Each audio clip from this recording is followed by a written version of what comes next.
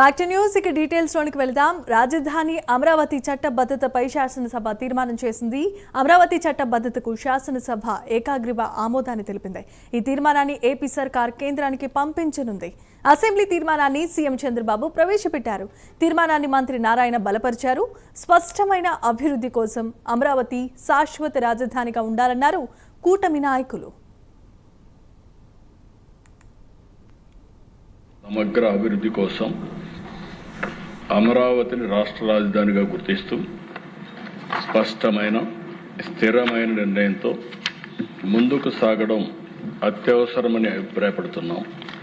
దీనికి అవసరమైన అన్ని రక్షణాత్మక చర్యలు తీసుకోవాలని భావిస్తూ సంబంధిత చట్టాల్లో తగిన సవరణలు చేయడం, రాజధానిపై స్పష్టతను స్థిరత్వాన్ని కల్పించవచ్చని గుర్తిస్తూ ఆంధ్రప్రదేశ్ శాసనసభ క్రింది విధంగా తీర్మానం అన్ని రక్షణాత్మక చర్యలు తీసుకోవాలని భావిస్తూ సంబంధిత చట్టాల్లో తగిన సవరణలు చేయడం ద్వారా రాజధానిపై స్పష్టతను స్థిరత్వాన్ని కల్పించవచ్చని గుర్తిస్తూ ఆంధ్రప్రదేశ్ శాసనసభ క్రింది విధంగా తీర్మానిస్తోంది. Hereby resolved to request the Government of India to amend the Section 5 of the Andhra Pradesh Reorganization Act 2014 as under A. To include the word at Amaravati to subsection 2 of Section 5. B. To add the words and Amaravati includes the capital city areas notified under Andhra Pradesh Capital Region Development Authority Act 2014 to the explanation to Section 5.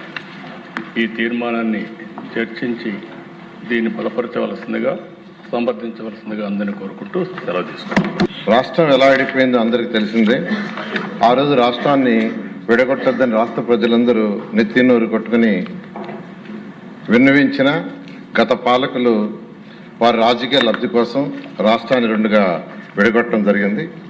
అయితే combined స్టేట్లో ఉన్న రాజధాని హైదరాబాదు, తెలంగాణ ఉండటం వల్ల అది తెలంగాణలోకి ఉండిపోయింది. అయితే మన రాష్ట్రానికి రాజధాని అంటూ లేదు. అయితే రీఆర్గనైజేషన్ యాక్ట్ 2014లో 10 సంవత్సరాల వరకు హైదరాబాద్ని రాజధానిగా ఉంచుకోవచ్చని పెట్టడం జరిగింది. అయితే గౌరవనీయ ముఖ్యమంత్రి గారు ప్రజల దగ్గరుండి పరిపాలన చేయాలనే ఉద్దేశంతో వెంటనే రాజధాని కట్టాలనే ఉద్దేశంతో ప్రతిపాదించి నిర్ణయించడం జరిగింది.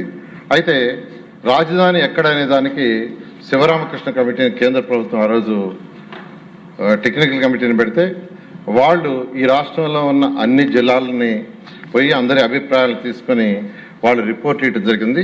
ఆ రిపోర్ట్లో ముఖ్యంగా అనేక మార్గాల్లో వాళ్ళు తీసుకున్న రిపోర్ట్లో 5380 మంది దగ్గర అభిప్రాయం సేకరిస్తే ఈ అభిప్రాయంలో ఎక్కువ మంది అంటే 11,156 మంది విజయవాడ గుంటూరు మధ్య క్యాపిటల్ సిటీ ఉంటే బాగుంటుంది ఇవ్వటం, విజయవాడ దగ్గర 663 మంది, విశాఖపట్నం దగ్గర 507, గుంటూరు దగ్గర 372, కర్నూలు 320, ఒంగోలు 265, రాజమండ్రి 139, తిరుపతి 113, దొనకొండ 116 మంది, మిగిలిన డిఫరెంట్ ప్లేస్లో 1037 మంది అభిప్రాయం వెలువిచ్చారు. అధ్యక్ష, ఎక్కువ మంది వెలువిచ్చింది విజయవాడ గుంటూరు మధ్య క్యాపిటల్ సిటీ ఉండాలని నిర్ణయించడం. అయితే శివరామకృష్ణ కమిటీ రాష్ట్ర ప్రభుత్వాన్ని నిర్ణయించుకుని ఫైనల్గా దాంట్లో చెప్పడం, గౌరవనీయ ముఖ్యమంత్రి గారు అన్నీ ఆలోచించి రోడ్డు మార్గము, రైలు మార్గము, విమాన మార్గాలు, అదేవిధంగా ఓడరేవులు దగ్గరగా ఉండేటట్టుగా,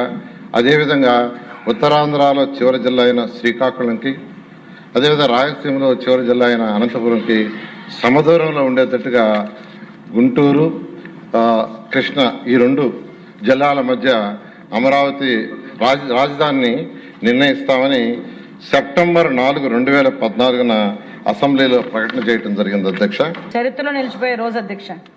చరిత్ర కలిగిన అమరావతికి తిరిగి పునశ్చరిత్రను సృష్టించడం అంటే ఇదేనేమో. దానికి ఇంత మంచి అవకాశం మనందరికీ కూడా కలుగజేసినందుకు ప్రత్యేకంగా గౌరవ ముఖ్యమంత్రి గారికి, ముఖ్యంగా అమరావతి రైతులకి అందరికీ కూడా పేరు పేరున ఈ సభ తరపున ఆంధ్రప్రదేశ్ రాష్ట్ర ప్రజల తరపున కూడా ధన్యవాదాలు తెలియజేసుకోవాలి అధ్యక్ష. ఎందుకంటే అధ్యక్ష, ఆల్రెడీ అమరావతి రాజధాని ఆంధ్రప్రదేశ్ రాజధానిగా చరిత్రకి ఎక్కింది, మనందరికీ కూడా తెలుసు. తిరిగి అదే అమరావతిని మళ్ళా తిరిగి రాజధానిగా ఈ రోజు మనం అందరం కూడా చట్టబద్ధత కల్పించుకునే ఒక అపూర్వ ఘట్టంలో ఇటువంటి సమావేశంలో మనందరం కూడా సమావేశం అవడం అంటే నిజంగా చెప్పాలంటే ఒక పూర్వజన్మ సుకృతం కింద భావించాలి అధ్యక్ష. ఎందుకంటే ఇటువంటి ఈ బృహత్తరమైన కార్యక్రమంలో మనందరం కూడా సమావేశాలు ఏర్పాటు చేసుకొని చట్టబద్ధత కల్పించే విషయంలో మనందరం కూర్చొని ఒక తీర్మానాన్ని ప్రవేశపెట్టేటప్పుడు అధ్యక్ష, దీని వెనుక ఉన్న పడ్డ అవమానాలు కానీ, దీని వెనుక చేసిన పోరాటాల గురించి కానీ, దీని వెనుక చేసిన త్యాగాల గురించి కూడా మనందరం కూడా మాట్లాడుకోవాల్సిన